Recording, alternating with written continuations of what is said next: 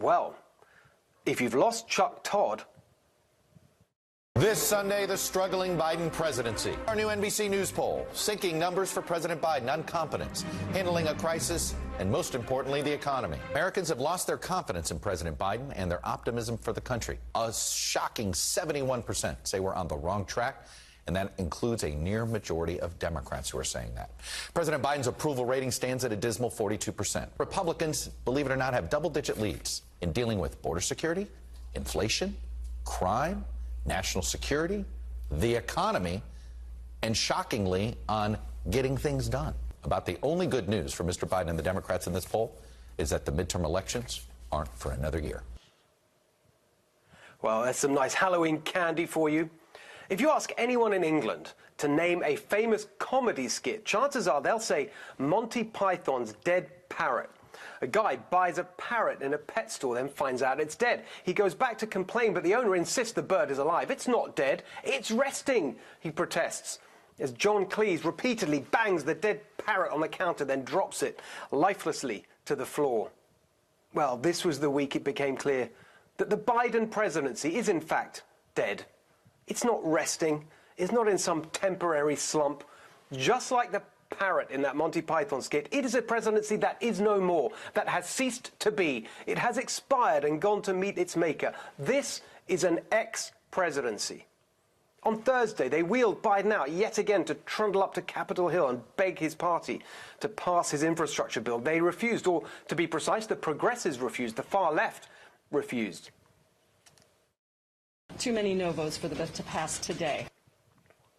In the words of that famous New York Daily News headline about President Ford refusing to bail out New York, they told Biden, drop dead.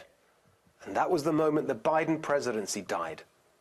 The three central, miserable dynamics of this appalling man, Biden, were all on display. First of all, why did he delay his trip to Europe to beg for the infrastructure bill on Thursday? There was no actual deadline, no real-world justification.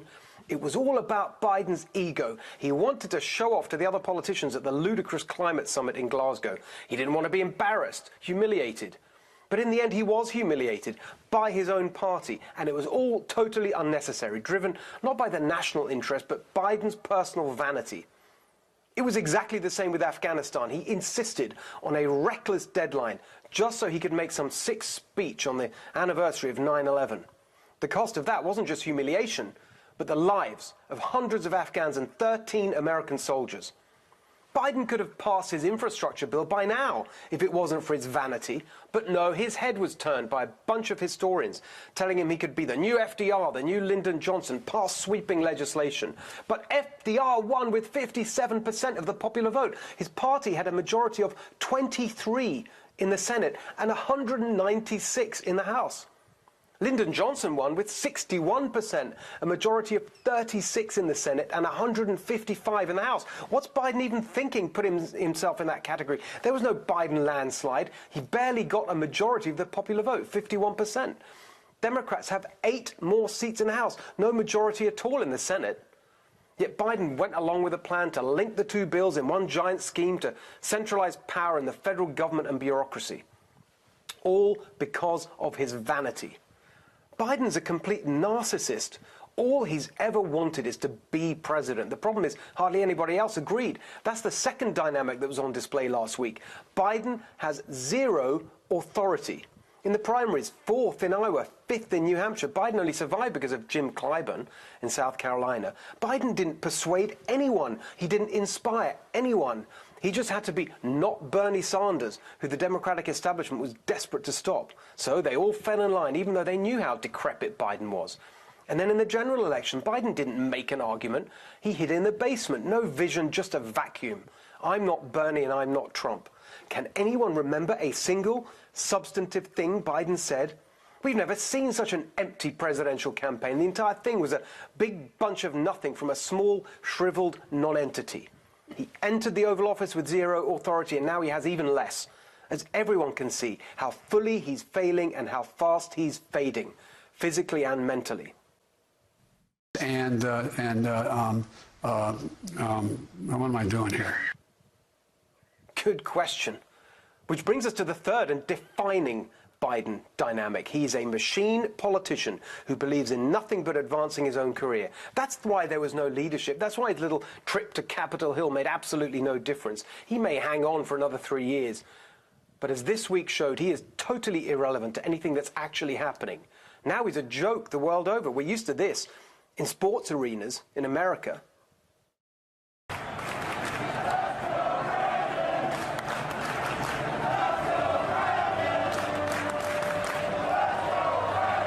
Or at protests against vaccine mandates.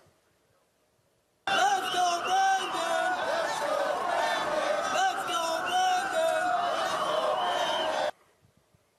But now, it's video game streamers. It's airline pilots. It's made its way to Halloween decorations. Anti-Biden charts are even spreading around the world. This was in Rome.